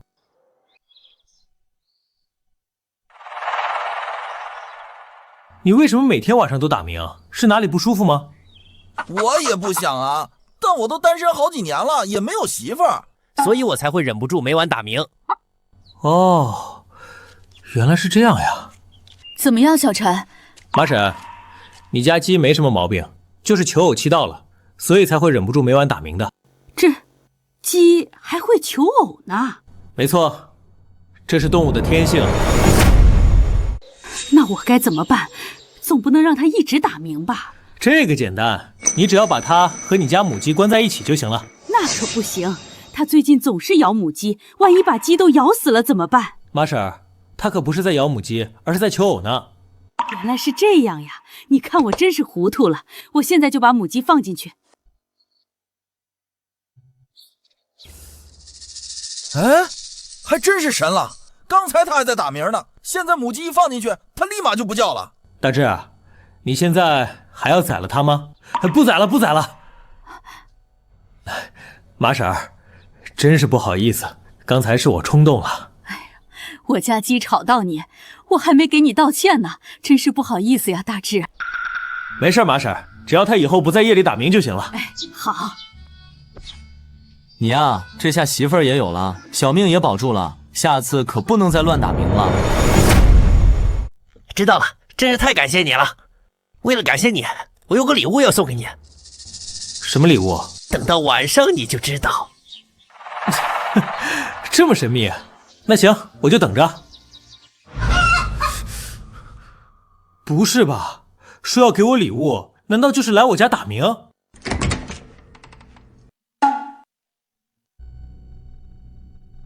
哥，外面怎么突然有鸡在打鸣？咱家也没有养鸡啊。应该是马婶家的鸡，我们先出去看看吧。哥，这就是马婶家的公鸡，难道你今天没有治好它吗？已经治好了呀，你怎么半夜来我家门口打鸣？当然是为了给你礼物呀。你的礼物不会就是把我吵醒吧？当然不是，刚才只是在跟你开个玩笑，我可是有正经礼物要送给你的。我要送你的礼物就是这个，怎么样？好看吧？难怪你会夜里过来，原来是要送我夜明珠。夜里才看得清楚吗？你的心意我收下了，你也赶紧回去休息吧，记住不要再乱打鸣了。我知道了。居然又是一颗夜明珠，而且比上次那颗还大。我还以为马婶家的鸡是来捣乱的，没想到他居然是为了给我们送夜明珠。他只是和我们开了一个小玩笑罢了，小动物们都是很善良的。我当然知道，不过他给我们这么大一颗夜明珠，我晚上怕是要高兴睡不着觉了。你就把夜明珠放好，然后安心睡觉吧，明天兽医站还有的忙呢。我知道了，哥。行，那快回去睡觉吧。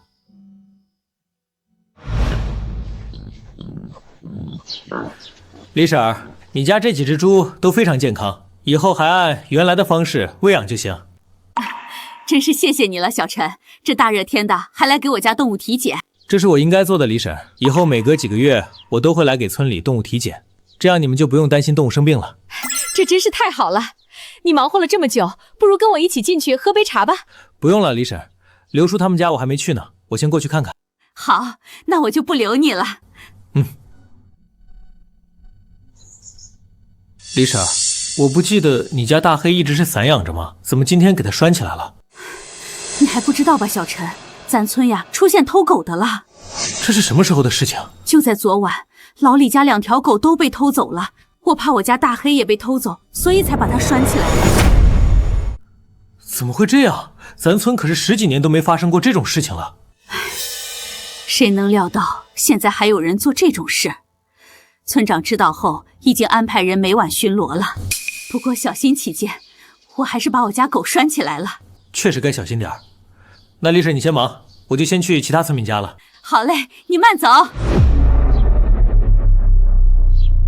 莹莹，你这是干什么呢？咦，哥，你这么快就帮咱村的牲畜体检完了？咱村的小动物基本上都很健康，所以检查得快。倒是你怎么拿着一条绳子？还不是因为偷狗的事情，在村里闹得沸沸扬扬的。我怕旺财也被偷走，所以就打算给他拴起来。主人，快救救我！我不想被拴起来。旺财他喜欢自由，你就别拴他了吧。可是他万一被偷狗贼给偷走了怎么办？你能和我保证以后只在白天出去玩，晚上乖乖待在家里不乱跑吗？当然可以，主人，我很听话的，晚上绝对不会乱跑。那好吧，我们就别拴他了。那好吧。哥，你瞧他高兴的。小动物嘛，天生都爱玩。门外好像有动静，出去看看吧，说不定是有人来给动物治病。好。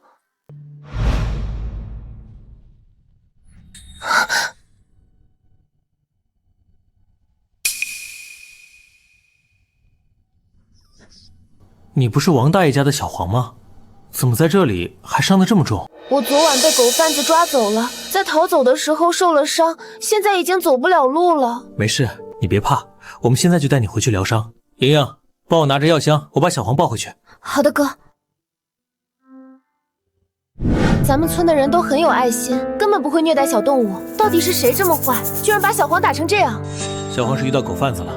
什么？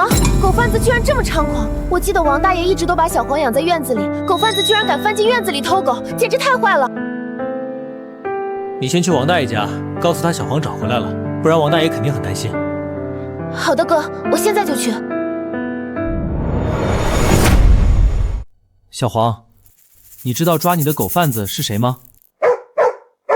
当然知道，是隔壁村的兽医赵大勇。赵大勇？怎么会是他？就是他，我不会认错的。他抓了好多狗，打算今天晚上偷偷运进城里卖掉。村里好多狗都被他抓了。王晨，你能救救他们吗？我的好多朋友都被抓走了。你放心吧，既然知道狗贩子是谁，我一定不会坐视不理的。小黄呀，你总算是回来了，我都快担心死了。怎么伤成这样，真是太可怜了。王叔，小黄应该是被狗贩子抓走了，好不容易逃出来才伤成这样。这个狗贩子真是该死！我家小黄好好的拴在院子里，第二天早上就不见了，我还以为他乱跑出去了呢。王叔，这次你可是冤枉小黄了，他受了不少苦，你回去可要好好补偿他。会的，我一定会补偿小黄的。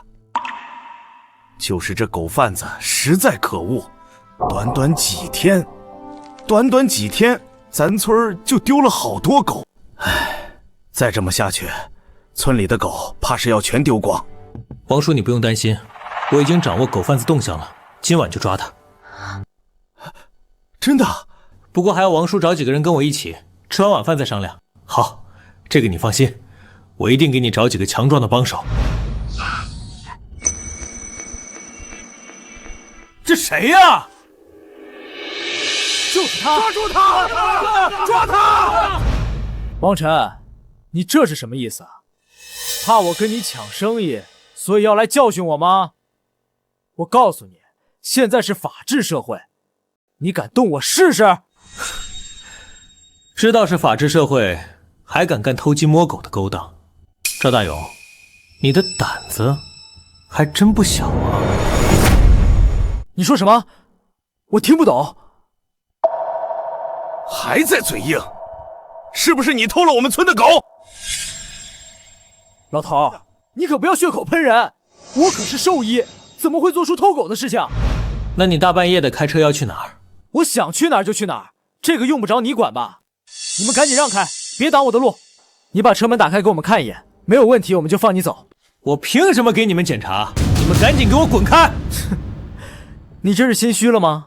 我还要进城，没时间跟你们纠缠，别挡着我。车里有狗叫，快抓住他！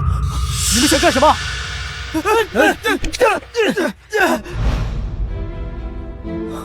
咱村丢的狗都在他车上。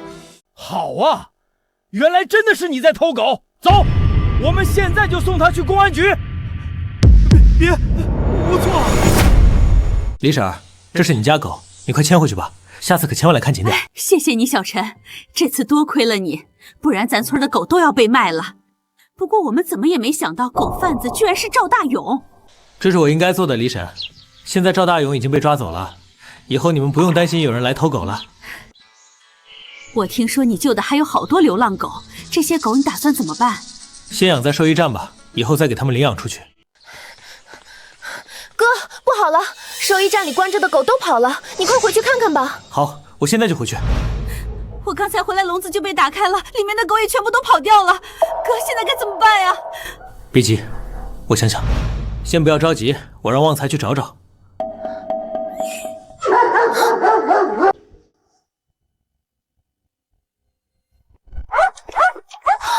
哥，他们都回来了，而且嘴里还叼着宝物呢。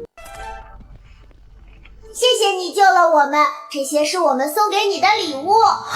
你们呀，可真是调皮。